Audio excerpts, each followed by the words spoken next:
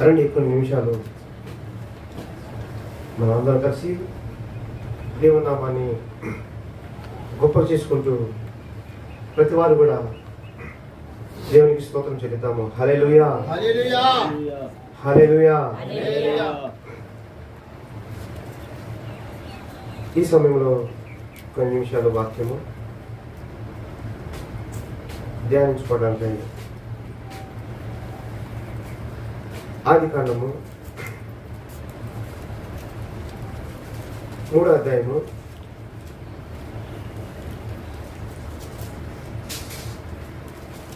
1 నుంచి చదువుకుందాం.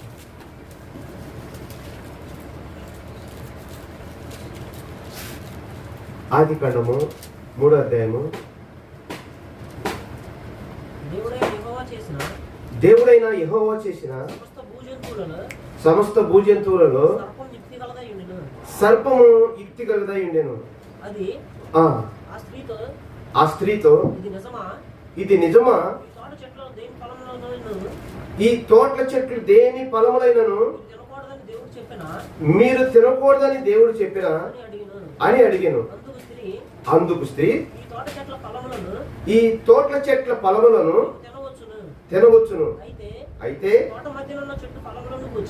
తోట మధ్యలో ఉన్న చెట్టు ఫలమును గూర్చి దేవుడు ఏదోను వనంలో ఉంచినప్పుడు దేవుడు చెప్పిన మాట. అయితే ఆదాము ఈ అవ్వలు వీళ్ళు ప్రతిరోజు కలిసి ఉన్నప్పుడు సర్పము వీరి ఎద్దకు రావటం లేదు. మంచిగా అర్థం చేసుకోండి. ఈ వాయుమండలంలో పడగొట్టబడిన లూసిఫరు ఎప్పుడైతే సర్పములోనికి ప్రవేశిస్తుందో అప్పుడు సర్పం ఏం చేస్తుంది? అవ్వ దగ్గరికి వచ్చేస్తుంది. మంచిగా అర్థం చేసుకోండి. ఇట్లా ఆదాము అవ్వలు ఇద్దరు కలిసి ఉన్నప్పుడు మాత్రము వాయుమండల అధిపతి లూసిఫరు సర్పములోకి రావట్లేదు, సర్పము అవ్వ దగ్గరికి రావట్లేదు. మంచిగా అర్థం చేసుకోండి. అర్థమవుతుందా సహోదరులు? అర్థమవుతుందా? అందరూ అర్థమవుతుంది అన్నట్టుగానే అంటున్నారు, కానీ ఆత్మీయత అర్థం చేసుకోలేకపోతున్నారు. గ్రహించండి సహోదరులారా, ఈ అంధకార శక్తి ఎప్పుడైతే సర్పములోనికి ప్రవేశిస్తుందో అప్పుడు సర్పం ఎక్కడికి వెళ్తుంది? అవ్వ దగ్గరికి వెళ్తుంది. ఇది ఎప్పుడు జరుగుతుందో తెలుసా? ఆదాము అవ్వ వీరు ఇద్దరు ఒకటిగా ఉండవలసిన వారు, వీరు ఇద్దరు వేరువేరుగా ఉన్నప్పుడు ఏదో వనములో ఒంటరిగా ఎవరి పనిలో వారు ఉన్నప్పుడు ఇద్దరు వేరుగా ఉన్నారని చూసి అంధకార శక్తి ఎంటలోనికి సర్పంలోనికి ప్రవేశిస్తుంది. అప్పుడు సర్పం వెంటనే ఎక్కడికి వచ్చేస్తుంది? అవ్వ దగ్గరకు పరిగెత్తుకుంటూ వచ్చేస్తుంది. అర్థం చేసుకోండి. ఇప్పుడు ఇట్లా అవ్వతో స్నేహం పెట్టుకుంటుంది.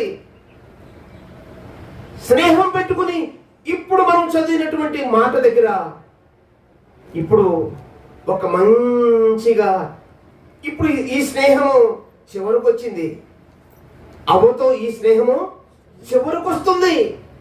ఈ చివరిలో చెబుతుంది, అవును ఈ పండు తిను, మీరు దేవతల వలె మారిపోతారు. అది దేవునికి తెలుసు కాబట్టే ఈ పండు తినకుండా మిమ్మల్ని ఏం చేశాడు? ఆపేశాడు. అందుకే దేవుడు మీకు చెప్పాడు, ఈ తోటలో ఉన్న ఏ చెట్టు ఫలమైన తిను, ఇది ఆహారానికి మంచిది అని దేవుడు చెప్పాడు. కానీ ఈ చెట్టు ఫలం మాత్రం తినమని చెప్పాడా? నిజంగా చెప్పు, తినమని చెప్పాడా? అవును, దేవుడు మాకు తినొద్దని చెప్పాడు. అవును అవును అవ్వా, ఎందుకు చెప్పాడో తెలుసా? మీరు దేవతల వలె మారిపోతాడని. మీరు చావలే చావరు ఆ పండు తింటే. ఇట్లా సహోదరులారా, ఒక భయంకరమైన యుక్తి మాటలు ఈ అవ్వలోనికి, హృదయంతరంలోనికి పెట్టేసింది.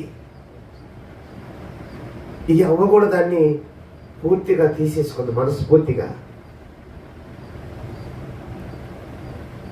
అవ్వ మనస్ఫూర్తిగా తీసేసుకుంది.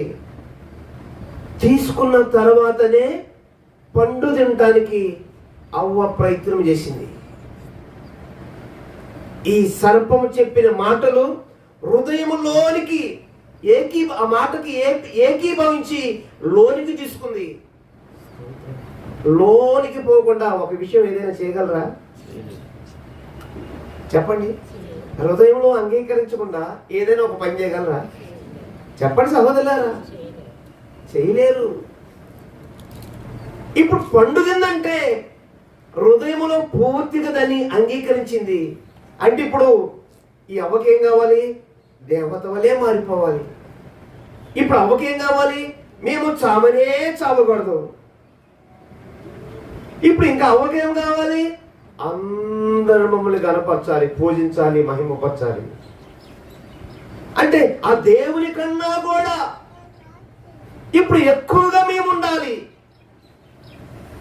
ఎక్కువైన స్థలంలో మేము ఉండాలి, దేవుని కంటే మంచిగా మేము కనపడాలి. వెంటనే సహోదరులారా, ఈ మనస్సు రాగానే పండు తినేసింది. తినుదినముల నిశ్చయముగా వీరి ఇద్దరు కూడా ఏమి తింటమే కాదు, తీసుకుని తన భర్త కూడా తీసుకుని వెళ్ళింది, ఆయన కూడా తినిపించింది. ఇప్పుడు ఇద్దరు కూడా ఏమయ్యారంటే వారు శరీరములో మాత్రము బ్రతికున్నారు, ఆత్మలో మాత్రము చనిపోయారు. ఈ ఆత్మలో చనిపోయినటువంటి ఆదాము అవ్వల శరీరములో బ్రతికుండి ఇప్పుడు చెట్టు చాటును దాక్కుని ఉన్నారు. వెంటనే దేవుడు పిలుస్తున్నాడు, ఆదామా అవ్వ అని. చెట్టు చాటునున్నాం ప్రభువా. దేవా, చెట్టు చాటునున్నాము. ఎందుకు? దిగంబర్లము. ఎవరు చెప్పారు దిగంబర్లని?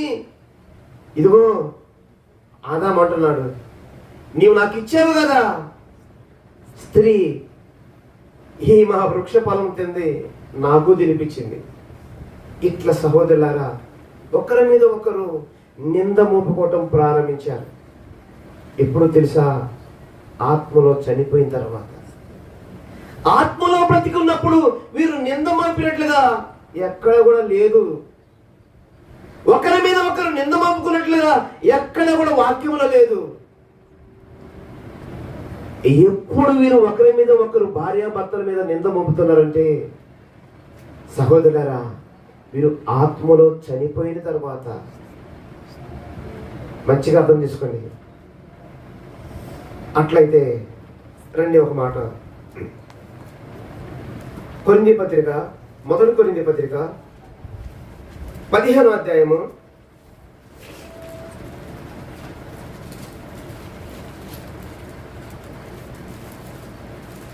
45వ వాక్యం చదువుతుంది.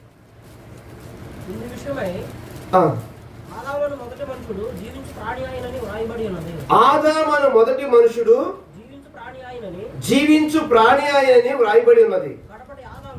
కడపటి ఆదాము జీవింపచేయు ఆత్మ ఆయను. ప్రకృతి సంబంధమైనదే మొదట కలిగినది, తర్వాత ఆత్మ సంబంధమైనది. మొదటి మనుషుడు భూ సంబంధి, మట్టి నుండి పుట్టినవాడు. రెండవ మనుషుడు పరలోకం నుండి వచ్చినవాడు. చాలు. ఇప్పుడు ఇక్కడ మనము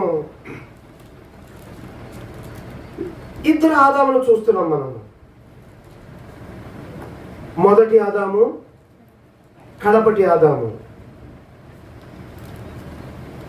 ఈ మొదటి ఆదాము తన కొరకు తాను జీవిస్తూ ఉన్నాడు. ఈ కడపటి ఆదాము ఈయన ఏం చేస్తున్నాడు తెలుసా? జీవింప చేస్తున్నాడు. ఏం చేస్తున్నాడండి? జీవింప చేస్తున్నాడు.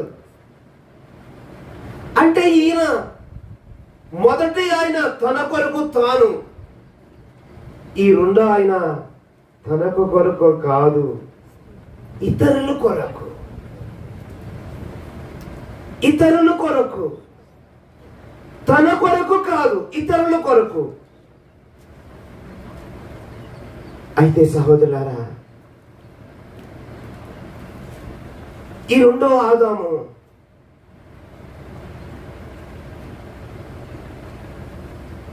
ఈయనేదో ఒక శరీరము,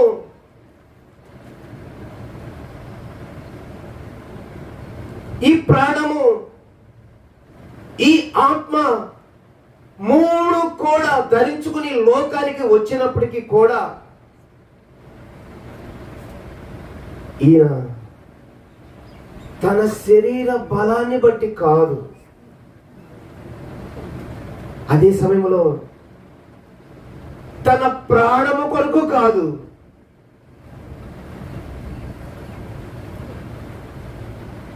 ఆత్మ దినదినము తనలో వర్ధిల్లుటకు. అదే సమయంలో తను ఎందరు అంగీకరించారో అట్టి వారికి వారి యొక్క ఆత్మ దినదినము వర్ధిల్లింప చేయటానికి ఈ కడపటి ఆదామైన యేసుక్రీస్తు, స్తోత్రం, హల్లెలూయా, ఈయన ఏం చేస్తున్నాడంట? జీవింప చేస్తున్నాడు. ఈయన ఏమైనాడంట? మట్టి కాదు, ఆత్మే. ఏమై? ఆత్మాయి. ఈయన ఎక్కడి నుంచి వచ్చినవాడు? పైనుంచి వచ్చినవాడు. స్తోత్రం, హల్లెలూయా.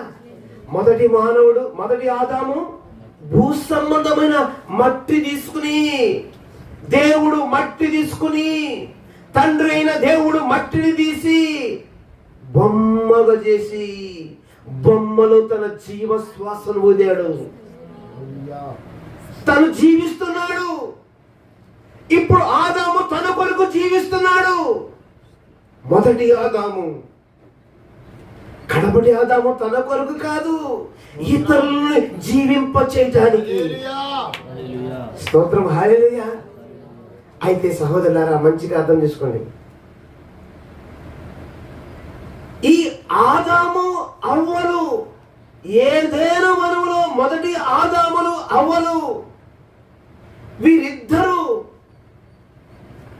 మొత్తానికి ఆదాము ఏదో పల్లె ఉంటాడు, అవ్వ ఇప్పుడు ఒంటరిగా ఉంది. అంధకారం వచ్చేసింది, సర్పములోనికి దూరింది. సర్పము అవ్వ దగ్గరికి వెళ్ళిపోయింది.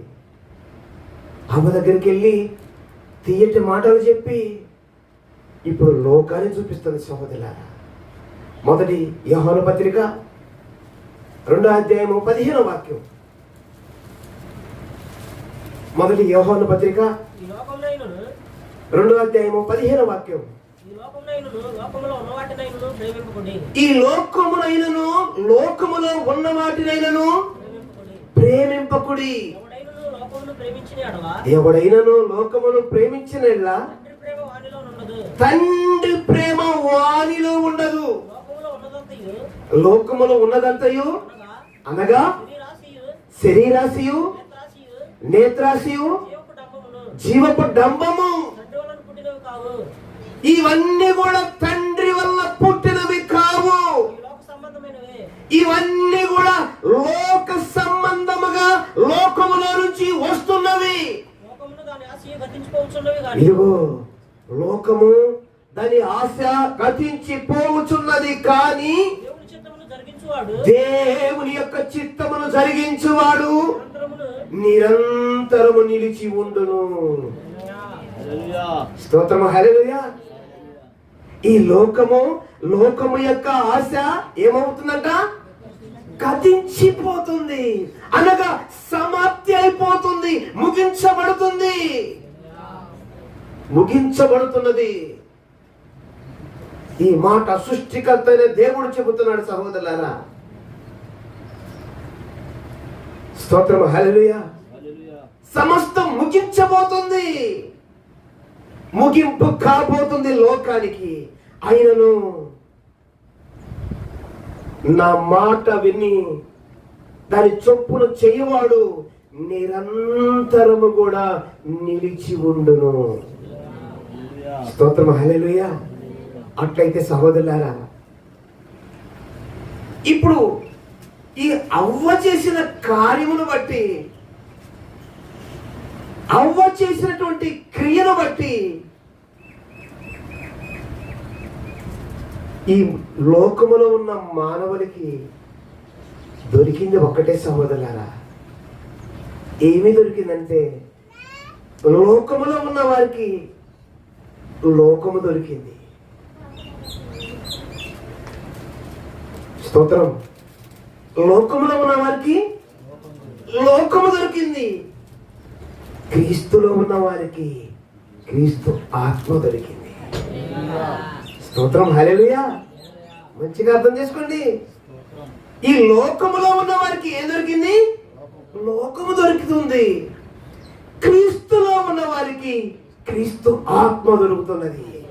అంటే ఇప్పుడు క్రీస్తు ఎక్కడి నుంచి వచ్చినవాడు? క్రీస్తు ఎక్కడి నుంచి వచ్చినవాడు? పైనుంచి వచ్చినవాడు. అంటే క్రీస్తులో ఉన్న వారికి క్రీస్తు ఆత్మ దొరికిన వారికి ఇప్పుడు ఏమి దొరుకుతుంది? స్తోత్రం, హల్లెలూయా. అర్థం చేసుకుని సహోదరులారా, ఇదిగో అవ్వా, ఎందుకు ఆదామును కొంచెం విడిచి వచ్చావంటే, నాకు కొంచెం స్వేచ్ఛ కావాలి కదా, నాకు కొంచెం స్వతంత్రం కావాలి కదా, నేను కూడా మనిషినే కదా, నాకు కొన్ని కోరికలు ఉంటాయి కదా, నాకు కూడా కొన్ని ఉద్దేశాలు ఉంటాయి కదా, దీన్ని బట్టి నేను కూడా జీవించాలి కదా.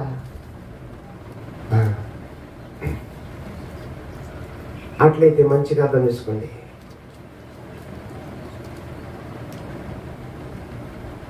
ఈ అవ్వ ఇప్పుడు ఎవరో కాదు సహోదరులారా, సంఘము. ఈ అవ్వ ఇప్పుడు సంఘము. ఈ స్త్రీ ఇప్పుడు సంఘము. ఇప్పుడు ఆదాము ఇప్పుడు ఏమైనాడు తెలుసా? క్రీస్తు ఆత్మ అన్నాడు. స్తోత్రం, హల్లెలూయా. అర్థమైందా? ఈ అవ్వ స్త్రీ క్రీస్తు సంఘమై ఉన్నది. ఇప్పుడు ఆదాము దేవుని పరిశుద్ధాత్మ అయి ఉన్నాడు. స్తోత్రం, హల్లెలూయా. ఇదిగో సహోదరులారా, ఈ పరిశుద్ధాత్మతో అంటగట్టిబడి లేకుండా ఓ సంగమా స్త్రీ, నీవు ఒంటరిగా నాకు నేను ఉందాములే అని అనుకుంటున్నావా? ప్రమాదం పొంచి ఉంది, ప్రమాదం పొంచి ఉంది. ఇదిగో భక్త అయిన క్రీస్తు ఆత్మతో లేకపోతే ఊరికి చిక్కబడిపోతావు, లోకములో పట్టబడిపోతావు, పాపములకు అమ్ముడుపోతావు, పాపము కొనివేస్తుంది. లోకము నిన్ను ఆకర్షించి పట్టుకుని తీసుకుని వెళ్ళిపోతుంది. లోకమనగా ఎవరు అనుకోవద్దు. లోకమునకు ఉన్న అధికారి అపవాది. ఏదేను వనములో ఆదామును అవ్వను మోసం చేసిన ఆది ఘట సర్పం, పడగొట్టబడిన లూసిఫర్ ఈ లోకానికి యజమానుడై ఉండగా, ఈ లోకానికి అధికారి అయి ఉండగా, ఇప్పుడు సహోదరులారా, ఈ లోకము, ఈ యొక్క క్రీస్తు యొక్క సంఘము అనగా ఈ స్త్రీకి ఎట్లయినా ఇప్పుడు కూడా ఇచ్చి మొదటి అవ్వను మోసం చేసినట్లుగా ఇప్పుడు కూడా క్రీస్తు రక్తమిచ్చి ప్రాణమిచ్చి కొన్న తన సంఘమును కూడా ఎట్లయినా సరే మోసగించి తన వెంట వీడ్చుకుని వెళ్ళిపోవాలని ఘట సర్పము ఈ వాయుమండలములో తిరుగుతూ ఉన్నది. సహోదరులారా, ఎంతమందికి అర్థమైంది? ఎంతమందికి అర్థమైంది? సంగమా, ఒంటరా జత? సంగమా, ఇప్పుడు మనము ఒంటరా జత? సంగమా, ఇప్పుడు ఒంటరిగానే ఉన్నావా, జతతో ఉన్నావా? జత అనగా క్రీస్తు ఆత్మ, మృతుల్లో నుండి తిరిగి లేచిన క్రీస్తు ఆత్మ. ఈ జతగా ఉన్నప్పుడు వాయుమండల శక్తి ఎప్పుడు కూడా వీరిని ఏమి చేయలేకపోయింది. దేన్ని బట్టి? ఇప్పుడు స్తోత్రములు కడపటి ఆదామైన క్రీస్తుని బట్టి.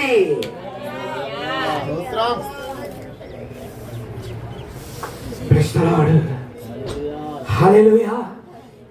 అప్పుడు మొదటి ఆదామును బట్టి కూడా అవ్వను మోసగించలేకపోయింది.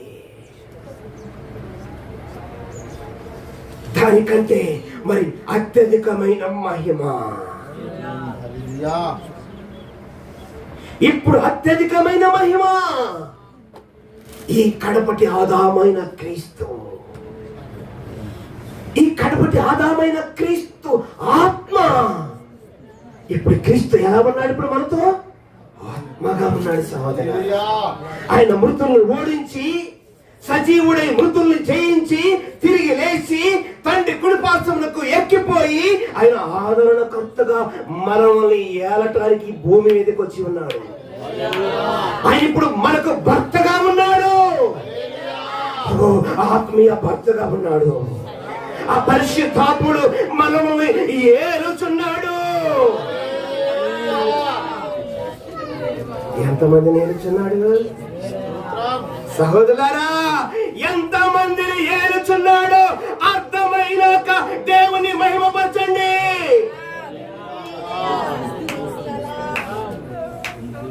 ఏలుచున్నాడా సహోదరి? ఏలుచున్నాడా సహోదరుడా? ఏలుచున్నాడా?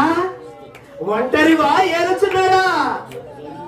చెప్పు సహోదరుడా, ఒక్కసారి చెప్పు సహోదరి. ఒంటరిగా ఉన్నావా? భర్త ఏలుచున్నాడా?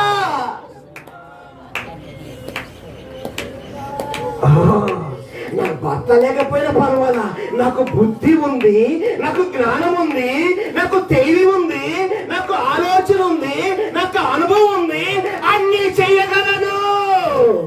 సస్తావు జాగ్రత్త, సస్తావు జాగ్రత్త. మరణము కాచుకుని ఉన్నది, మృంగివేయటానికి మరణము కాచుకుని ఉన్నది. సంగమా,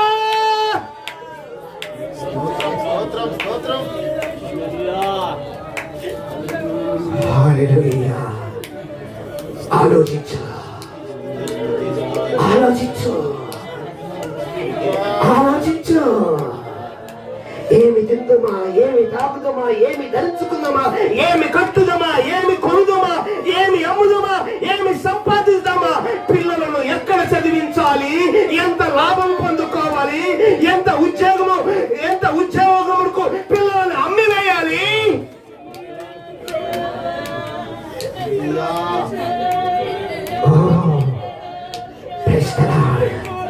ఒంటరిగా ఉన్న స్త్రీ,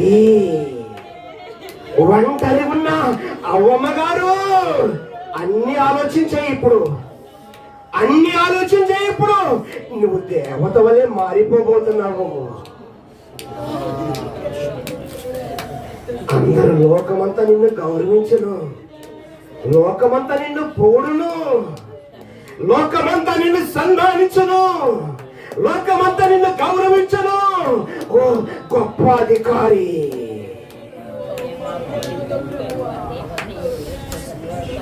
ఈ స్త్రీ అనగా సంఘము. పురుషుడికి స్త్రీకి ఇక్కడ భేదం లేదు. ఆత్మీయ భాష.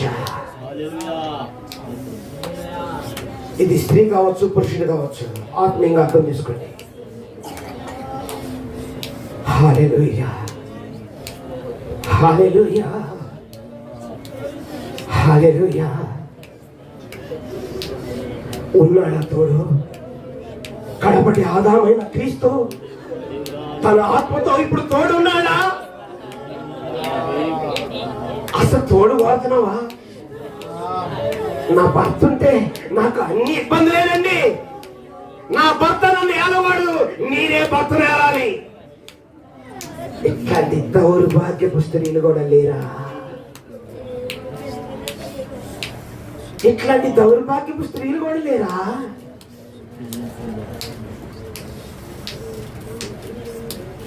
భర్త నన్ను ఏలటం కాదు, నేను భర్తను ఏలాలి.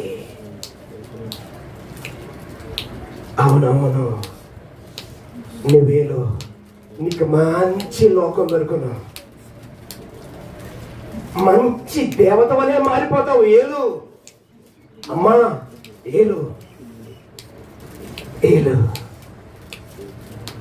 ఎందుకంటే మట్టే కదా, నువ్వు మట్టికి సంబంధించిన వ్యక్తివే కదా, నువ్వు సమాధికి సంబంధించిన వ్యక్తివే కదా, నువ్వు పాతాళానికి సంబంధించిన వ్యక్తివే కదా. ఏలుకో, నీ భర్తను వేలుకో. ఎవరైనా ఈ ఆత్మీయ భర్త అయిన నా క్రీస్తులను ఏలాలి. ఆ భర్త నాకు ఏమిస్తే, ఆ పరిశుద్ధాత్ముడు నన్ను ఎటు నడిపిస్తే, ఆ పరిశుద్ధాత్మలో ఏ నా ప్రతి అవసరము తీరిస్తే, ఏ అవసరము తీర్చబడుతుందో దాన్ని బట్టి నిన్ను సంతోషిస్తా.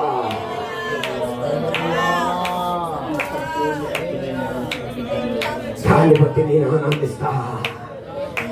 నేను సవాళ్ళు అడగకుండా నా పట్ల పరిశుద్ధాత్మ ఏమైతే నాకు చేస్తున్నాడో దానిని బట్టే నేను దేవునికి మహిమ, స్తోత్రములు, ఘనత, స్తుతులు చెల్లించుకుంటా.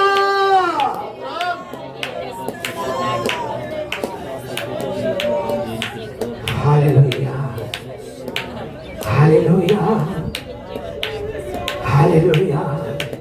నా ఆత్మీయ భర్త క్రీస్తు తన ఆత్మ చేత నాకు ఏదిస్తే దానితో నేను సంతోషిస్తా. ఎవరైనా ఉంటే వారు ప్రార్థించిన దాకా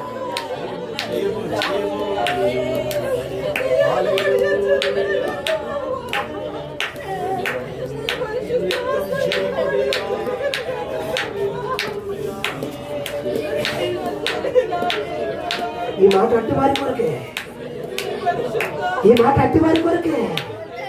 అర్థం కాని వారి అన్నలారా, మీరు మౌనంగా ఎన్ని రోజులైనా అంతే కూర్చోండి, ఇబ్బంది లేదు, కూర్చోండి.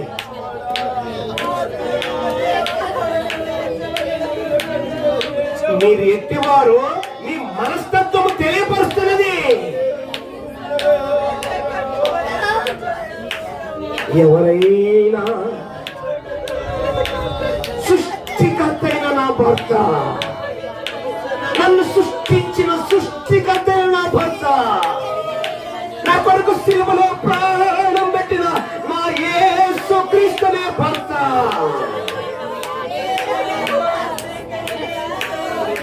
మృతుల్లో నుండి తిరిగి లేచిన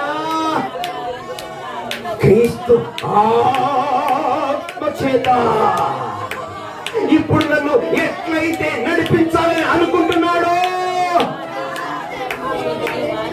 సంతోషంగా ఇప్పుడు నేను సాగిపోతా. ఆ భర్తతో కలిసి ఎడబాపు లేకుండా కలిసి సాగిపోతా.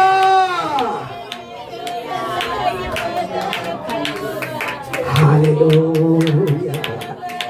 ఓ నా భర్త గారు, ఓ నా యజమానుడా, నన్ను మాత్రం చేయవద్దు, నన్ను మాత్రము మీ యొక్క నుంచి తోసివేయద్దు.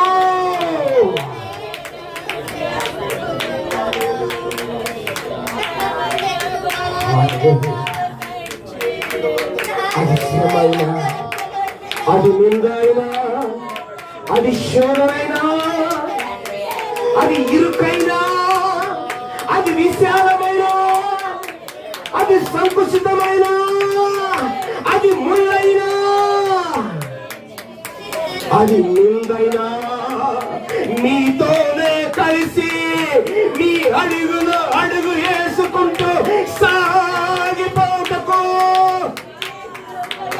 నా చెయ్యి విడవద్దు నా యజమానుడా. చెప్పేసి పత్రిక 5వ అధ్యాయము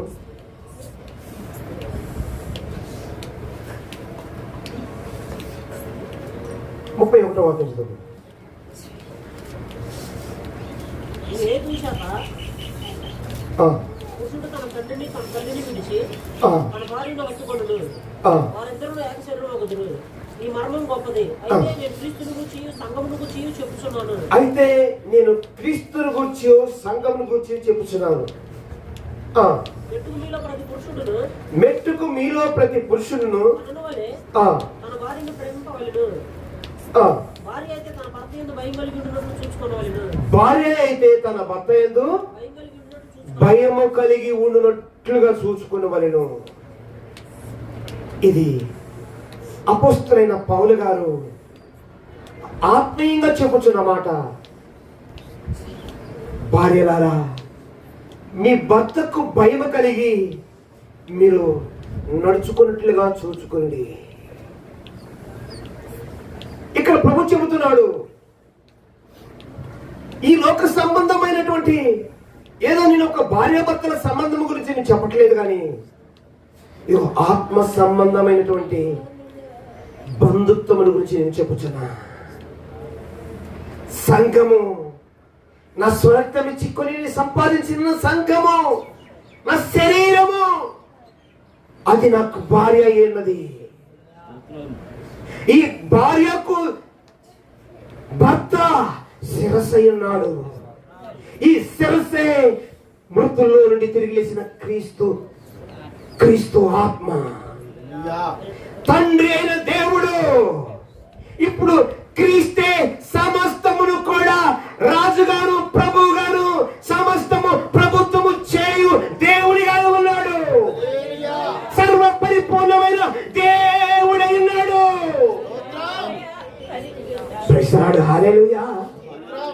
ఈ దేవుడైన క్రీస్తు యొక్క శిరస్సును హత్తుకొనుటకు ఏ భార్య సిద్ధముగా ఉన్నది? అనగా క్రీస్తు రక్తములో కలగబడిన ఏ శరీరము సిద్ధముగా ఉన్నది? ఇప్పుడు మన శరీరము కాదు, మన ఒక్కొక్కరి శరీరము క్రీస్తు శరీరముగా మారిపోయినది. క్రీస్తు శరీరముగా మారిపోయినది. ఇప్పుడు నాదని నేదని భేదమెంచవద్దు సహోదరులారా, భేదమెంచవద్దు, భేదమెంచవద్దు. ఒకటే శరీరం, ఇది క్రీస్తు శరీరం. ఇప్పుడు దేవునికి పురుషుడిని స్త్రీ అని భేదము లేదు. అందరూ తన పిల్లలే. అందరూ కూడా ఇప్పుడు తనకు భార్యలుగాను ఇప్పుడు ప్రదానం చేసుకుని ఉన్నాడు. తన ఆత్మ ద్వారాగా చేయబడ్డారా? క్రీస్తు ఆత్మ ద్వారాగా ఇప్పుడు క్రీస్తుకు భార్యగా ప్రదానం చేయబడ్డారా? క్రీస్తు ఆత్మతో కలిసి ఉన్నారా? ఆ క్రీస్తు ఆత్మతో సంబంధం ఉందా సంగమా? మనకే పరిశుద్ధాత్మ మనతోనే మాట్లాడుతున్నాడు.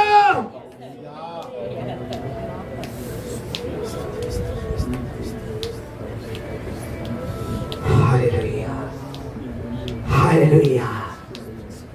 దేవుని యొద్దకు వస్తున్నప్పుడు ఒక వణుకుతో వచ్చిన గాక, ఒక భయముతో వచ్చిన గాక, దేవుడు నన్ను చూస్తున్నాడు అన్న విశ్వాసము కలిగి దేవుడు ఎందుకు వచ్చునుగాక. హల్లెలూయా. ప్రార్థించండి.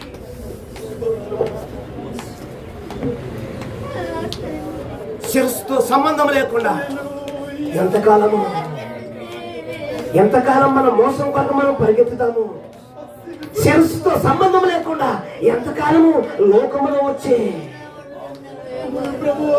ఈ అపవాది సాతాను ఇచ్చే ఆశీర్వాదం కొరకు పరిగెత్తుతాం.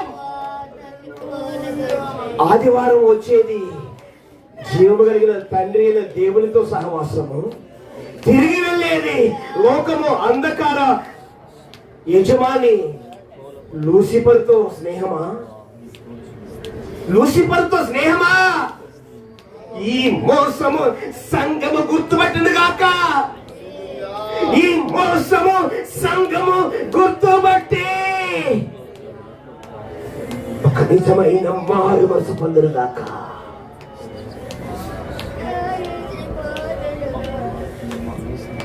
ఎందుకు నోరు తెరవలేకపోతున్నాము? ఎందుకు నోరు తెరవలేకపోతున్నాము? అర్థమైందా? అర్థమైందా? అర్థమైందా? ముసుగు తీయటానికే పరిశుద్ధాత్మ, ముసుగు తీయటానికే పరిశుద్ధాత్మ అందరితో కలిసి మాట్లాడుతుండగా ఎవరైనా ఆ క్రీస్తుని ప్రేమిస్తున్న వారంటే ఇప్పుడు వచ్చి ఐక్యమవును గాక. ఇప్పుడు వచ్చి ఐక్యమగును గాక. ఇప్పుడు వచ్చి క్రీస్తు ఆత్మతో ఐక్యమగును గాక.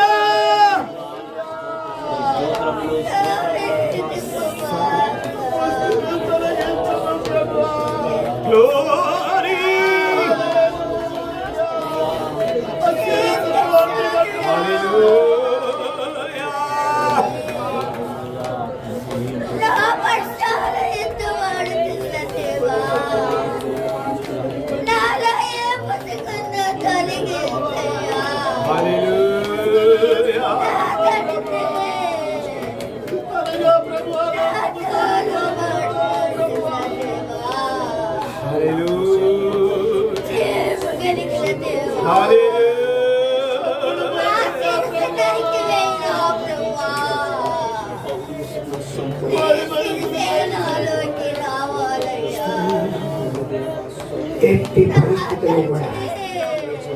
ఎట్టి పరిస్థితిలో కూడా ఈ కడపటి ఆదామైన క్రీస్తుని విడవటానికి లేదు. క్రీస్తుని విడబాపి దూరముగా వెళ్ళిపోదాం అనుకున్నావా? జాగ్రత్త, జాగ్రత్త. వాడు పొదలో కూర్చుని ఉంటాడు. పట్టుకుని మృంగి పెట్టడానికి పొదలో కూర్చుని ఉంటాడు. హల్లెలూయా, హల్లెలూయా. ఈ మోసమును గుర్తుపట్టి, ఈ మోసమును గుర్తుపట్టి పాదముల కింద తొక్కులు గాక, పాదముల కింద తొక్కులు గాక. ఓ నా ప్రభు, ఓ నా ప్రభు, ఎట్టి విధవ చేతనైన ప్రభు మిమ్మల్ని ఎడబాయక, మిమ్మల్ని విడవక, మీరు వాగ్దానం చేసిన మీ ఆత్మతో కలిసి ఉండుటకు కృప దయచేయండి తండ్రి.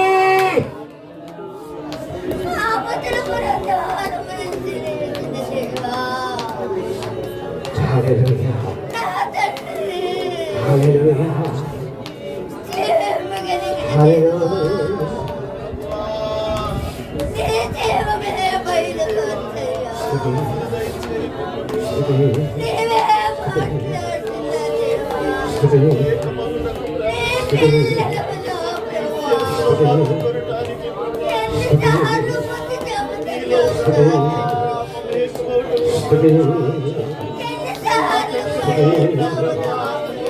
హల్లెలూయా.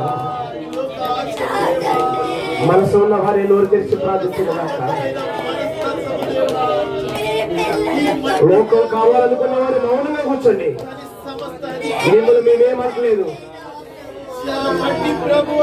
మీ యజమానుడు పక్కన ఉన్నాడు, బయటికి వెళ్ళా కలుసుకోండి.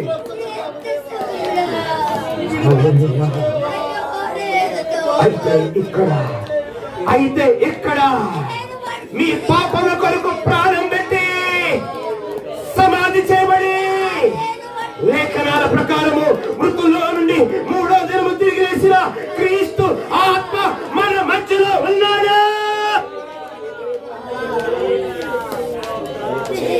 క్రీస్తు ఆత్మే ఒక్కొక్కరితో మాట్లాడుతుండగా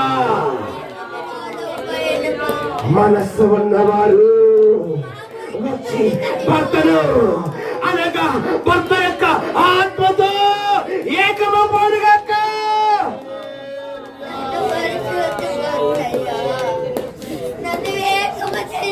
హల్లెలూయా. హల్లెలూయా.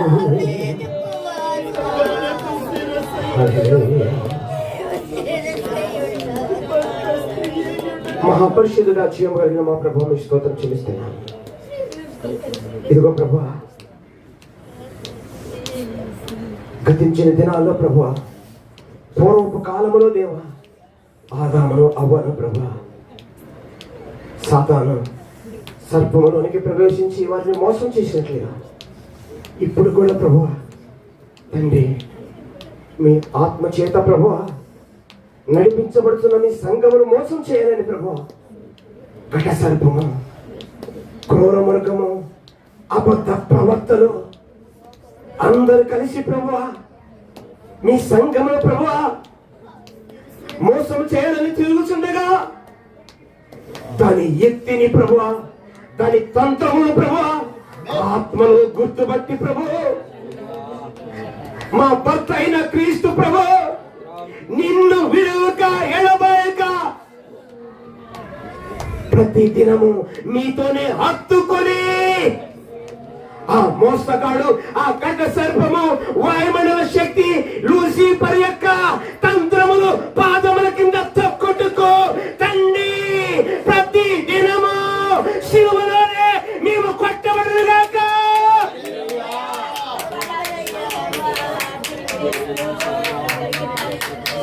ప్రతి దినము ప్రభా ఆ శిలువలోనే మేము ముందుగాక.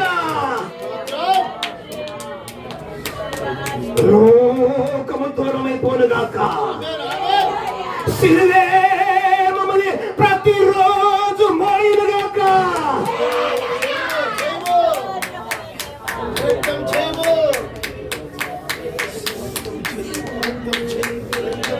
మీ వారిని రక్షించమని కృప చూపమని ఇదిగో ప్రభా ఈ మాటలు ఎందరైతే విని ఉన్నారో తండ్రి అట్టి వారికి మీ కృపను కుమ్మరించమని మీ పరిశుద్ధాత్మే యజమానుడిగా ఉండి నడిపించి కృప చూపమని తండ్రి సర్వసత్యములోనికి మమ్మల్ని నడిపించమని